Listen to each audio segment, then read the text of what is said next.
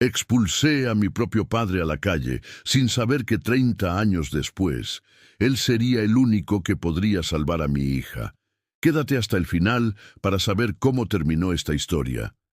Todo parecía perfecto en mi vida, una fachada construida con dinero y poder, pero por dentro mi mundo se estaba cayendo a pedazos. Mi pequeña Clara, mi única hija, estaba postrada en una cama de hospital, consumida por una enfermedad que ningún médico lograba entender. Esa noche, el peso del mundo cayó sobre mis hombros. Conducía mi Lamborghini sin rumbo. Las luces de la ciudad parecían borrosas. El sonido del motor de lujo no podía ahogar los sollozos que se acumulaban en mi garganta. ¿De qué servía todo esto? Detuve el coche en medio de una calle solitaria, golpeando el volante con frustración. Las lágrimas finalmente brotaron, calientes y amargas. Fue entonces cuando lo vi. Una figura emergió de las sombras, un anciano con ropas raídas y una barba gris que le cubría el rostro. Se movía con una lentitud que contrastaba con la urgencia que yo sentía. Pensé que venía a pedir dinero, como tantos otros en la ciudad, pero él no extendió la mano. Simplemente se acercó a mi ventana y me miró directamente a los ojos con una extraña serenidad. Sus ojos, había algo en ellos que me resultaba familiar, pero no podía descifrar qué era. ¿Alguna vez has sentido algo así? Tranquilo, dijo con una voz ronca pero firme, que atravesó el cristal del auto y mi propia desesperación. Tu hija se va a curar. Me quedé helado. Lo miré con desprecio y algo de miedo. ¿Cómo se atrevía a hablar de mi hija? ¿Cómo podía saberlo? No respondí. Arranqué el motor bruscamente, dejando atrás a ese hombre, como si fuera solo una extraña alucinación nacida de mi angustia. Mientras aceleraba, su imagen se quedó grabada en mi mente. Era solo un loco, me repetía, un pobre diablo que no sabía nada. Pero lo que sucedió después de eso cambiaría mi vida para siempre, de una manera que jamás habría podido imaginar. Estaba a punto de descubrirlo. Llegué al hospital sintiéndome aún más vacío que antes, las mismas paredes blancas, el mismo olor a desinfectante que ya odiaba. Me preparé para recibir las mismas malas noticias de siempre. Los médicos me miraban con compasión, pero sin soluciones reales para darme. Una enfermera se acercó a mí corriendo, con una expresión en el rostro que nunca le había visto. Era una mezcla de sorpresa y alegría. «Señor Ricardo, tiene que venir a ver esto», dijo casi sin aliento. «Es su hija, es Clara, no podemos explicarlo». Mi corazón se detuvo por un segundo. Corrí por los pasillos, temiendo lo peor, pero esperando un milagro. ¿Qué había pasado? Cuando entré en la habitación, vi a Clara sentada en la cama, con los colores de vuelta en sus mejillas. Me sonrió débilmente. La fiebre había desaparecido por completo. Sus signos vitales eran estables. Los monitores mostraban números normales por primera vez en semanas. Los médicos estaban a su alrededor, revisando los gráficos, hablando en voz baja con total incredulidad. No tenía ningún sentido para ellos. «Fue repentino», dijo el doctor principal. «Una recuperación espontánea. Es algo que simplemente no vemos. Es un verdadero milagro, señor. Un milagro». La palabra resonó en mi cabeza, pero no pensaba en nada divino. Pensaba en aquel anciano de la calle. «Tu hija se va a curar». Su voz volvió a mí con una claridad aterradora. No podía ser una simple coincidencia. Era imposible.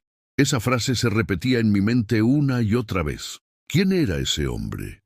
¿Cómo pudo haber sabido algo que ni la ciencia podía predecir? Si esta historia ya te está atrapando, deja un like para que llegue a más personas que necesitan una dosis de esperanza. La alegría por la recuperación de Clara se mezcló con una nueva y abrumadora inquietud. Tenía que encontrar a ese hombre. Necesitaba respuestas. Necesitaba entender qué había sucedido esa noche.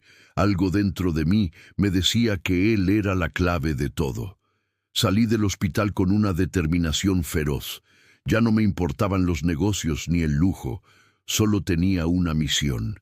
Volví al lugar donde lo había encontrado, recorriendo las mismas calles oscuras, pero ahora con un propósito completamente diferente. Las calles que antes ignoraba desde mi auto de lujo, ahora las escudriñaba con desesperación, buscando un rostro entre las sombras. Le pregunté a otros indigentes, a los vendedores ambulantes, a cualquiera que pudiera haberlo visto. Al principio, nadie parecía conocerlo. Describí su aspecto, un anciano de barba larga, ojos serenos y una presencia que no se podía ignorar. ¿Lo habían visto por ahí? Algunos me miraban con desconfianza. ¿Qué quería un hombre rico como yo de uno de los suyos? Mi ropa cara era una barrera. Me di cuenta de que mi dinero y mi estatus no servían de nada aquí. En este mundo yo era el extraño, el que no pertenecía. Tuve que aprender a hablar su idioma, a mostrarme vulnerable, a explicar que no buscaba hacerle daño, sino agradecerle. Finalmente, una mujer mayor que vendía flores me dio la primera pista. «Ah, te refieres al profeta», dijo con una sonrisa. La palabra me sorprendió. ¿Profeta? Pensé que estaba bromeando, pero su rostro era completamente serio. No había rastro de burla. Ella me contó que él no era un mendigo común. Hablaba con sabiduría y a veces decía cosas que terminaban sucediendo. Dijo que traía paz a quienes lo escuchaban, que sus palabras eran como un bálsamo para las almas heridas de la calle. La descripción no encajaba con la imagen de un loco que yo me había formado. Esto era mucho más profundo, mucho más misterioso. Cada nueva información que obtenía sobre él solo aumentaba mis preguntas. Sentía que me acercaba a una verdad que me daba miedo enfrentar. Me pasé días buscándolo, recorriendo albergues, comedores populares y parques donde los desamparados solían reunirse para pasar la noche. Mi vida de lujos quedó en pausa. Mi oficina, mis reuniones, todo eso parecía trivial en comparación con esta búsqueda desesperada. Empecé a ver la ciudad con otros ojos. Vi la humanidad que siempre había ignorado, las historias de supervivencia en cada esquina. ¿Alguna vez te has detenido a pensar en las vidas de las personas que ignoras cada día? Cuéntamelo en los comentarios. Una tarde, casi rindiéndome, un joven me dijo que a veces veía al profeta cerca de un viejo puente abandonado en las afueras. Era mi última esperanza. Conduje hasta allí, sintiendo una mezcla de ansiedad y expectación. ¿Y si finalmente lo encontraba? El lugar era desolador, un esqueleto de hormigón sobre un río seco. El sol de la tarde teñía todo de un color anaranjado. Y allí estaba él, sentado en el borde del puente, mirando el horizonte como si estuviera esperando a alguien, como si me estuviera esperando a mí. Me acerqué lentamente. El sonido de mis zapatos caros resonaba en el silencio del puente. Él no se giró, no pareció notar mi presencia. Me paré a unos metros de distancia sin saber qué decir. Todas las preguntas que había ensayado en mi mente desaparecieron de repente. Finalmente carraspeé. «Señor, lo he estado buscando», logré decir. Mi voz sonaba extraña, insegura, como la de un niño. Él giró la cabeza lentamente y sus ojos se encontraron con los míos una vez más. No había sorpresa en su mirada, solo una profunda calma. «Lo sé», respondió simplemente. «Sabía que vendrías cuando tu corazón estuviera listo para escuchar, y no solo para preguntar». Sus palabras me descolocaron.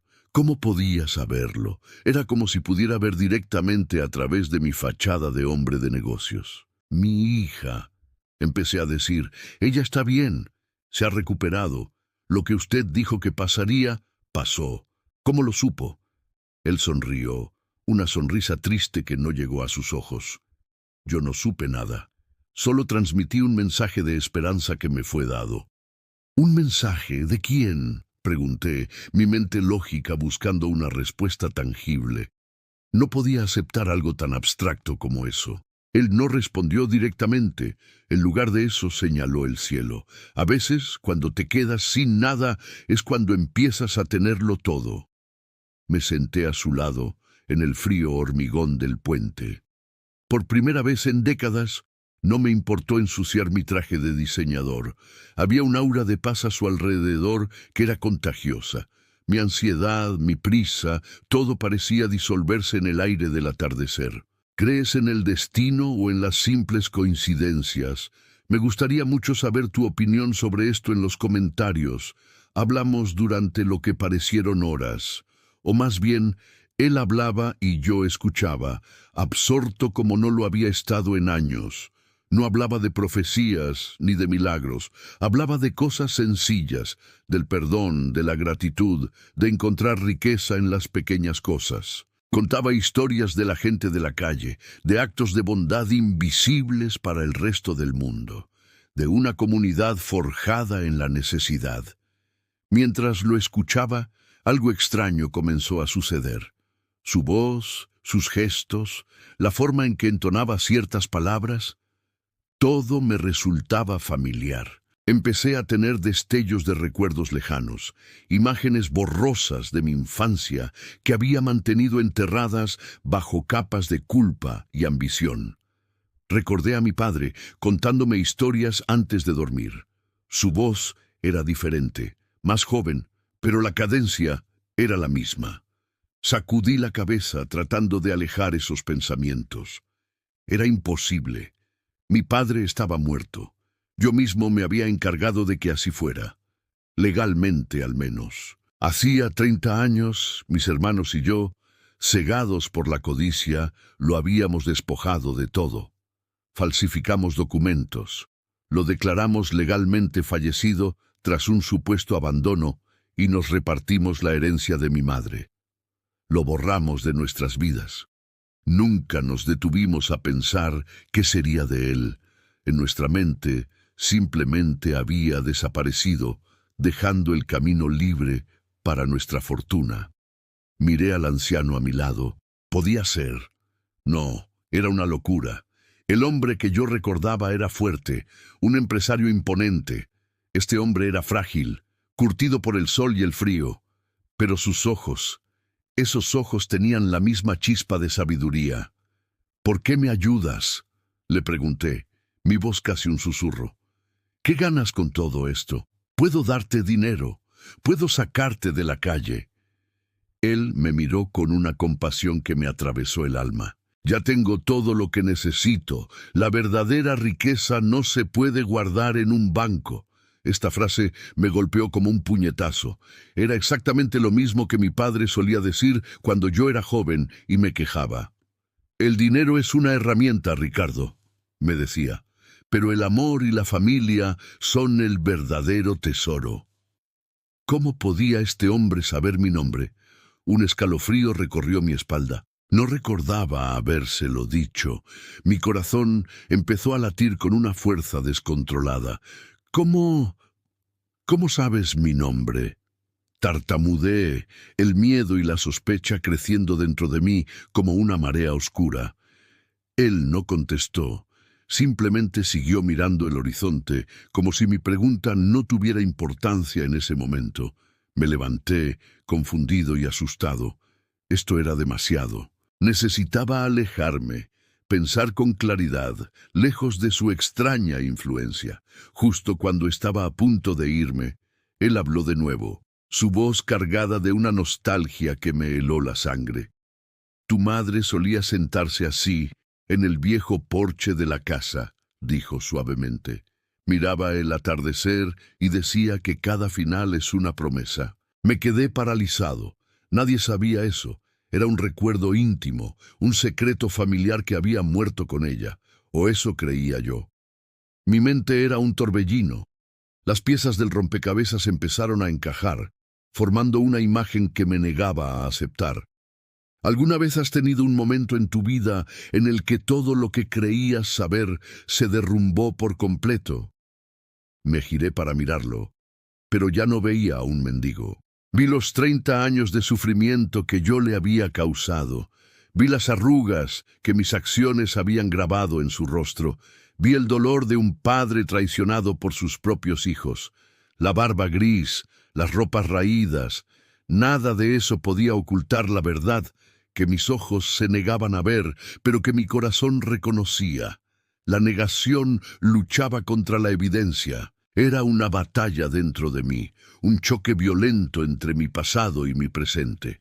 Él seguía allí, tranquilo, dándome el espacio para procesar la revelación que estaba a punto de destruirme y reconstruirme por completo. A pesar de todo, una parte de mí todavía se resistía. Necesitaba una prueba más, una última pieza que hiciera todo innegable. Mi madre, dije con dificultad. Ella tenía una canción que me cantaba cuando tenía miedo de la oscuridad. Nadie más la conocía. Esperaba que no supiera de qué hablaba. Esperaba que todo fuera una increíble y cruel coincidencia. Pero lo que hizo después me rompió. Él no dijo nada. Simplemente comenzó a tararear una melodía suave y familiar. La misma melodía que había calmado mis miedos infantiles. Las lágrimas que había contenido durante 30 años finalmente brotaron, sin control. El dique de mi arrogancia se había roto. Caí de rodillas frente a él, sin poder soportar el peso de mi propia culpa. Ya no era un empresario millonario. Era solo un niño perdido que finalmente había encontrado a su padre, el padre al que había condenado a una vida de miseria. El mundo se detuvo en ese puente. El sol se ocultaba en el horizonte, pintando el cielo con colores de fuego y arrepentimiento. Él se levantó con la misma calma de siempre, se acercó y puso una mano temblorosa sobre mi hombro. El contacto fue eléctrico. «Levántate, hijo», dijo con una voz suave, sin un ápice de rencor. «El suelo está demasiado frío para un corazón que necesita calor». Sus palabras, llenas de una compasión que no merecía, me rompieron aún más. ¿Cómo podía no odiarme después de todo lo que le hice? Me ayudó a ponerme en pie. Me sentía débil, despojado de toda mi fuerza. Por primera vez, era él quien me sostenía. «Papá». La palabra se sintió extraña en mis labios después de 30 años. Yo no sé qué decir. Lo siento tanto. Él asintió lentamente, sus ojos estudiando mi rostro como si leyera cada año de ausencia, cada decisión equivocada que había tomado. «Las palabras no son necesarias ahora, Ricardo. El arrepentimiento es un lenguaje que el alma entiende sin necesidad de sonidos», me respondió. Nos quedamos en silencio por un largo momento. Un silencio cargado con 3 décadas de dolor, de abandono y de preguntas sin respuesta. ¿Crees que el perdón puede realmente borrar 30 años de dolor? Me interesa mucho conocer tu perspectiva en los comentarios. ¿Por qué? Le pregunté finalmente, la pregunta que me quemaba por dentro. ¿Por qué nunca me buscaste? ¿Por qué no me dijiste quién eras? Él desvió la mirada hacia el río seco. «No podías haberme visto antes. Tu corazón no estaba listo, solo habrías visto a un mendigo. Habrías intentado limpiar tu conciencia con dinero, pero no habrías sanado tu alma», continuó, «y yo no habría podido ayudarte de verdad». Tenía razón. Si lo hubiera encontrado antes, le habría dado un fajo de billetes y me habría marchado sintiéndome un buen hombre. No habría entendido nada. No habría comenzado este viaje de transformación que apenas empezaba a comprender. La lección era más profunda. «¿Cómo sobreviviste?», susurré, imaginando los inviernos helados, las noches de hambre, la soledad aplastante que debió haber sentido. Una leve sonrisa se dibujó en su rostro. «Al principio fue el infierno. Perdí mi nombre, mi casa, mi familia. Perdí todo lo que creía ser. Pero cuando tocas el fondo absoluto», dijo, «descubres que hay una roca sólida debajo de todo. Para mí, esa roca fue la fe». Contó que en las calles aprendió el verdadero significado de la comunidad. Los desamparados compartían lo poco que tenían con una generosidad que él nunca vio en los salones de lujo. Aprendió a vivir con casi nada, y en esa sencillez encontró una libertad y una paz que el dinero nunca le había dado. «Ustedes me quitaron una herencia de ladrillos y papel», me dijo mirándome fijamente, «pero me abrieron la puerta a una riqueza espiritual. Cada palabra era un golpe a mi orgullo, a mi sistema de valores, a todo lo que yo había construido. Mi imperio parecía de arena. Mi vida de lujo era una prisión dorada, mientras que él, en su aparente miseria, había encontrado la verdadera libertad». ¿Alguna vez has sentido que teniéndolo todo, en realidad no tenías nada importante? Es una sensación muy extraña y vacía. Impulsado por la culpa, volví a mi antiguo modo de resolver problemas. «Ven a casa conmigo, papá. Ahora mismo te devolveré todo. Te compraré la casa más grande, los mejores médicos, todo lo que quieras. Arreglaré esto. Puedo arreglarlo», le supliqué desesperadamente. Él negó con la cabeza suavemente, con la misma paciencia con la que le hablaría a un niño que no entiende una lección importante. «No puedes comprar los años, Ricardo, y no puedes devolverme algo que ya no quiero. Esa vida ya no es la mía». Su rechazo no fue frío ni vengativo. Fue la declaración tranquila de un hombre que sabía exactamente quién era y cuál era su lugar. «Pero no puedes seguir viviendo así», insistí, horrorizado ante la idea de dejarlo en ese puente desolado, volviendo a su vida en la calle. «¿Así cómo?», preguntó. «¿En paz? ¿Rodeado de gente que me valora por lo que soy y no por lo que tengo? ¿Libre de la carga de las posesiones?». Me quedé sin palabras. Estaba intentando rescatarlo de una vida que él no consideraba una condena. Estaba intentando imponer mi solución a su realidad. «Mi lugar ya no está entre esas cuatro paredes», continuó. «Mi misión está aquí, con las almas que el mundo ha olvidado». Entendí entonces que él no era solo mi padre. Se había convertido en algo más grande, en un faro para una comunidad invisible. Su propósito ya no giraba en torno a su familia perdida, sino en torno a la nueva familia que había encontrado en la adversidad. Entonces, «¿qué hago?», pregunté sintiéndome completamente perdido. «Quiero enmendar las cosas. Dime cómo puedo hacerlo». Él se acercó y me tomó por los hombros, mirándome con una intensidad que me llegó hasta lo más profundo. Era el momento de la verdad. «Tú no puedes darme lo que necesito, hijo», dijo, su voz resonando con una sabiduría ancestral. Me preparé para su siguiente frase, pero lo que dijo a continuación me dejó sin aliento y cambió por completo el rumbo de mi búsqueda de redención. «Lo que necesito», hizo una pausa, asegurándose de que entendiera el peso de sus palabras, «es que encuentres tu propio camino de vuelta a casa». Y mientras decía eso, no señaló a lo lejos, en dirección a mi mansión.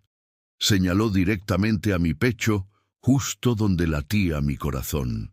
Sus palabras se quedaron suspendidas en el aire, más pesadas que cualquier fortuna. Mi corazón. Ese era un lugar que no visitaba hacía mucho tiempo. Miré mi propio pecho, sintiendo el latido errático de un corazón confundido. Cómo se volvía a un lugar que habías abandonado por tanto tiempo. Él pareció entender mi confusión. «El primer paso no se da con los pies, sino con los oídos», dijo. «Ve con tu hija, escúchala de verdad. Los niños guardan en sus palabras la sabiduría que los adultos hemos olvidado. Ella te mostrará el mapa», concluyó con serenidad. Después de decir eso, se dio la vuelta y comenzó a caminar por el puente, alejándose de mí, volviendo al mundo que yo no entendía. No intenté detenerlo. Comprendí que esta parte del viaje debía hacerla solo. Él ya me había dado la brújula. Ahora me tocaba navegar. Volví a mi coche, ese símbolo de un poder que ahora se sentía ridículo. El olor a cuero nuevo me pareció asfixiante y vacío. Conduje sin pensar, siguiendo un instinto que no sabía que tenía. No fui a mi mansión vacía. Fui directo al hospital. Clara ya no estaba en la unidad de cuidados intensivos. La habían trasladado a una habitación normal, donde dibujaba sentada en su cama. Cuando entré, sus ojos se iluminaron. ¡Papá!, gritó con una alegría pura que me hizo sentir una punzada de culpa y gratitud. Me senté a su lado, no como el CEO preocupado con el teléfono en la mano, sino simplemente como un padre. Dejé todo lo demás afuera. ¿Qué dibujas, mi amor?, le pregunté, mi voz más suave de lo que la había escuchado en años.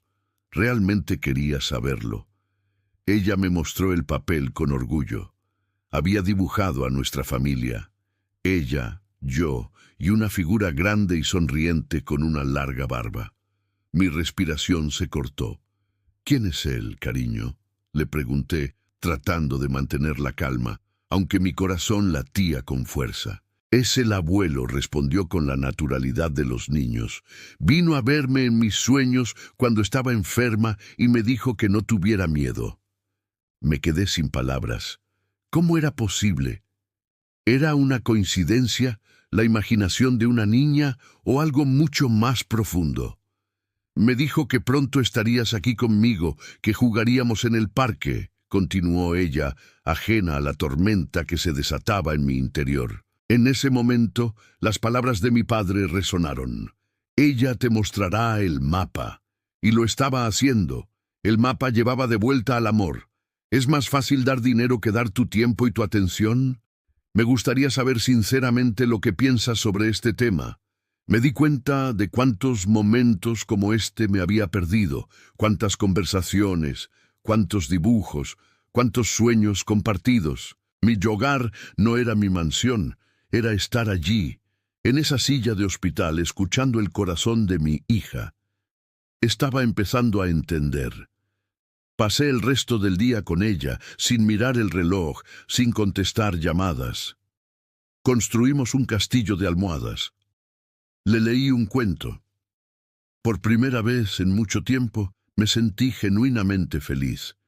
No era la euforia de un negocio cerrado, sino una paz profunda y cálida. Pero sabía que escuchar a mi hija era solo el primer paso. El camino de vuelta a mi corazón tenía que atravesar el oscuro bosque de mi pasado. Para sanar de verdad, no podía hacerlo solo. Había otros que eran tan culpables como yo, mis hermanos. Ellos habían sido mis socios en la traición. Juntos habíamos despojado a nuestro padre, justificando nuestros actos con excusas de negocios. Habíamos construido nuestras fortunas sobre la base de esa mentira y nunca habíamos vuelto a hablar del tema, como si el silencio pudiera borrarlo. Pero el silencio no borra nada. Solo deja que la herida se infecte por dentro. Y mi herida estaba a punto de estallar. Al día siguiente tomé una decisión. Fui a la sede de la empresa, el imperio que habíamos levantado sobre las cenizas de la vida de nuestro padre. Subí en el ascensor privado, sintiendo el peso de mi traje como una armadura que ya no quería llevar. Iba a la guerra, pero contra mí mismo. Mis hermanos, Marcos y Javier, estaban en la sala de juntas, revisando planos para una nueva expansión. Me miraron sorprendidos. «Ricardo, no te esperábamos. ¿Pasó algo?», preguntó Marcos, el mayor, siempre directo y pragmático, el líder de nuestra conspiración. Javier, el menor, sonrió. «Déjalo, seguro que viene a contarnos su último negocio millonario», dijo con un toque de envidia. Los miré a los dos, sus rostros ahora extraños para mí. Veía la misma codicia que me había consumido a mí durante tantos años. ¿Alguna vez has tenido que enfrentar a tu familia por un error del pasado? Es una de las cosas más difíciles de hacer. Caminé hasta la cabecera de la mesa de caoba, el lugar que mi padre solía ocupar. Puse las manos sobre la superficie pulida. El aire en la sala se volvió tenso. Mis hermanos dejaron los papeles y me miraron, sintiendo que algo había cambiado fundamentalmente en mí. No había vuelta atrás. La lección de mi padre, la pureza de mi hija, todo me había llevado a este preciso momento. No vengo a hablar de negocios, dije, mi voz firme, sin espacio para la duda. He venido porque tenemos que hablar. Sus expresiones cambiaron de la sorpresa a la cautela. Se miraron el uno al otro, una señal silenciosa de su alianza. Tomé una respiración profunda, preparándome para detonar la bomba que habíamos enterrado hacía 30 años, justo debajo de nuestros pies. Tenemos que hablar de nuestro padre, declaré.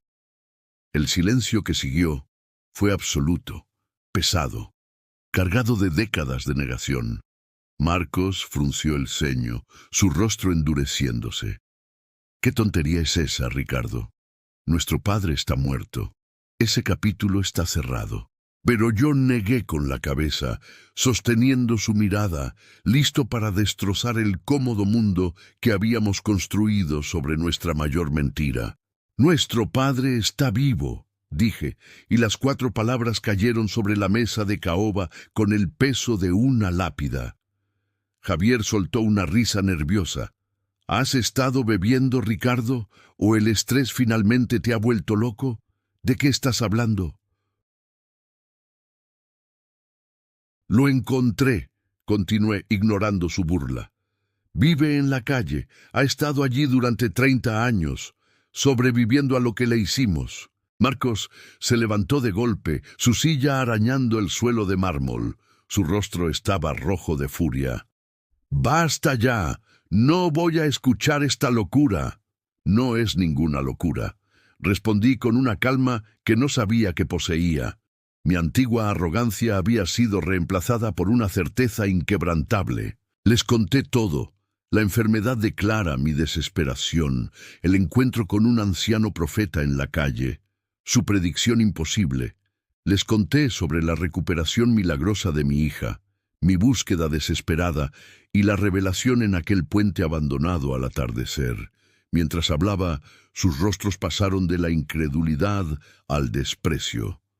Para ellos, no era una historia de redención, sino de debilidad. Así que un mendigo te dice un par de frases bonitas y de repente crees que has encontrado a papá, se burló Marcos. Eres patético. ¿Y qué quieres que hagamos?, añadió Javier. Ir a buscarlo y traer a un vagabundo a esta oficina, destruir todo por lo que hemos trabajado. Vi en sus ojos el mismo pánico egoísta que yo había sentido. El miedo a perderlo todo, a que su cómoda realidad se derrumbara. ¿Harías lo correcto incluso si eso significara perderlo todo y enfrentarte a tu propia familia? Es una pregunta muy difícil. Él no quiere nuestro dinero, les expliqué. Rechazó mi ayuda. Él ha encontrado algo que nosotros perdimos hace mucho tiempo, su alma. ¡Basta de poesía barata, Ricardo!, gritó Marcos, golpeando la mesa con el puño. Esta empresa se construyó sobre decisiones difíciles. Lo que hicimos, lo hicimos por la familia, para asegurar nuestro futuro. Él nos habría llevado a la ruina con su falta de ambición, espetó. Esa era la mentira que nos habíamos contado durante 30 años para poder dormir por la noche. Una mentira que yo ya no podía aceptar. ¿Recuerdan la canción que mamá nos cantaba cuando teníamos miedo?, pregunté cambiando de táctica. La que hablaba de la estrella guardiana. Javier frunció el ceño, confundido.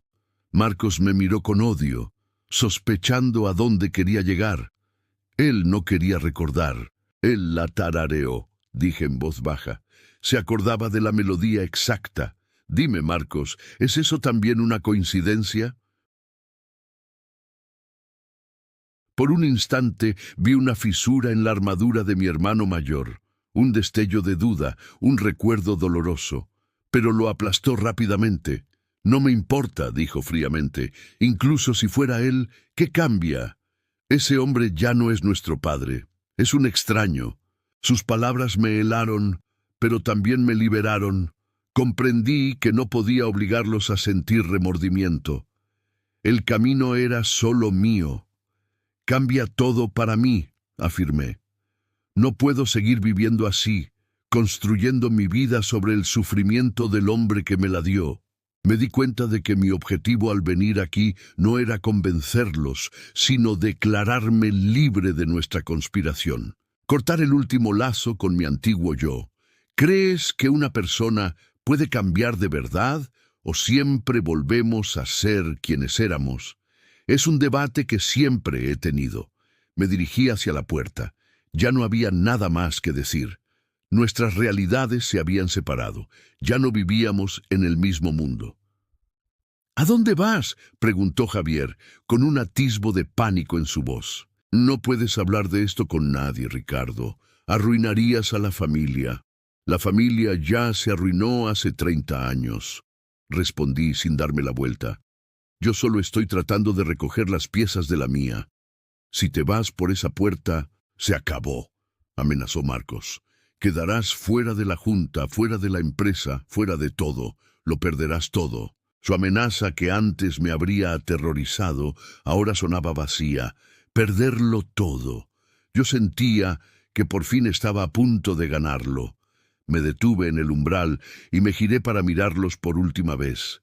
Ya no sentía ira, solo una profunda y amarga lástima por ellos. «Ustedes creen que su riqueza está en este edificio», dije, señalando a nuestro alrededor. «Pero están más perdidos y más pobres que él. Yo voy a buscar la verdadera riqueza, la que mi padre encontró. Les deseo suerte con la suya», declaré, sabiendo que la necesitarían. Y entonces salí.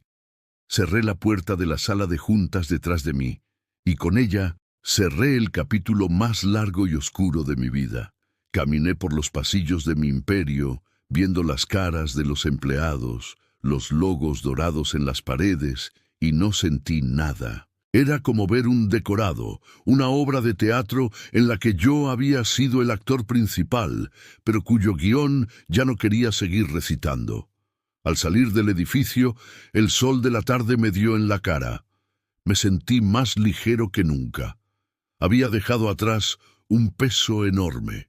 Pero una nueva pregunta surgió en mi mente, tan grande y abrumadora como las anteriores. ¿Y ahora qué? Estaba solo. Había renunciado a mi fortuna, a mi posición y a la única familia que me quedaba, aparte de mi hija y mi padre. Tenía un nuevo propósito, encontrar mi camino a casa, pero no tenía ni idea de cómo empezar. Solo sabía que no podía volver atrás. Mi primer instinto fue volver a buscar a mi padre, pero esta vez fue diferente. No iba a pedirle respuestas, iba a observar su vida. Lo encontré en un comedor social, en un barrio pobre que nunca había visitado. No estaba predicando, sino sirviendo sopa con una sonrisa. Me quedé en la puerta, un hombre con un traje de miles de dólares en un lugar donde la gente luchaba por una comida caliente. Me sentí como un impostor. Mi padre me vio, pero no dijo nada. Solo me hizo un gesto con la cabeza, señalando una pila de platos sucios. Entendí el mensaje. Me quité el saco, me arremangué la camisa de seda y por primera vez en mi vida empecé a lavar platos. El agua caliente me quemaba las manos. Al principio fue humillante. La gente me miraba con curiosidad, pero poco a poco el ritmo del trabajo me absorbió. Lavé cientos de platos, escuchando las conversaciones a mi alrededor, las historias de pérdida y de pequeña esperanza. Vi a mi padre moverse entre las mesas, no como un profeta, sino como un sirviente. Escuchaba a todos, ofrecía una palabra de aliento, compartía su comida. Nadie allí sabía su historia, que una vez fue un hombre rico traicionado por sus hijos. Para ellos era simplemente Joaquim, un amigo. Ese día, trabajando a su lado en silencio, aprendí más sobre la vida que en 30 años de negocios y adquisiciones. Cuando el último plato estuvo limpio y la última persona se fue, nos sentamos juntos en una de las mesas vacías. El sol entraba por la ventana. No me dio un sermón, no me preguntó por mis hermanos ni por la empresa. Simplemente compartió su pan conmigo. En ese gesto tan simple, sentí el perdón absoluto. Comprendí que el camino a casa era este: el servicio, la humildad, la conexión. Los siguientes meses fueron mi verdadera educación. Vendí mi Lamborghini, mi mansión. Simplifiqué mi vida a lo esencial. Usé una parte del dinero que me quedaba para crear una fundación de ayuda a los desamparados, dirigida por la gente de la calle. Mi padre fue mi principal consejero, no en finanzas, sino en humanidad. Él me enseñó a ver a la persona, no al problema. Mis hermanos intentaron detenerme, dijeron que estaba manchando el apellido de la familia. Pero su opinión ya no me importaba. Mi relación con Clara floreció. La llevaba conmigo a los centros de ayuda, aprendió a compartir sus juguetes, a escuchar, a servir. Ella y su abuelo desarrollaron un vínculo mágico, como si el universo estuviera reparando el tiempo que les habían robado. Una tarde los tres estábamos en un parque. Clara jugaba en los columpios, riendo a carcajadas. El sonido era la música más hermosa del mundo. Mi padre y yo estábamos sentados en un banco, no muy diferente de los que él había usado como cama durante tantos años. Ya no era el empresario arrogante que se detenía en medio de la calle, ahogado en su desesperación. Tampoco era el hijo arrepentido. Era simplemente un hombre sentado junto a su padre, viendo a su hija jugar, sintiendo una paz que ninguna cantidad de dinero podría comprar. Mi padre me miró y sonrió. «¿Lo ves, hijo?», dijo en voz baja. «Esta es la verdadera riqueza. Siempre estuvo aquí, esperándote». Había empezado mi viaje en un coche de lujo, sintiéndome el hombre más pobre del mundo, y ahora, sin nada de eso, finalmente me sentía millonario. Si pudieras darle un consejo a tu yo más joven, ¿cuál sería? Comparte tu sabiduría en los comentarios. ¿Y tú? ¿Qué historia de superación te ha marcado? A veces, compartir nuestras experiencias nos ayuda a todos a sanar juntos. Si esta historia te tocó el corazón de alguna manera, compártela ahora para que más personas sientan este mismo impacto.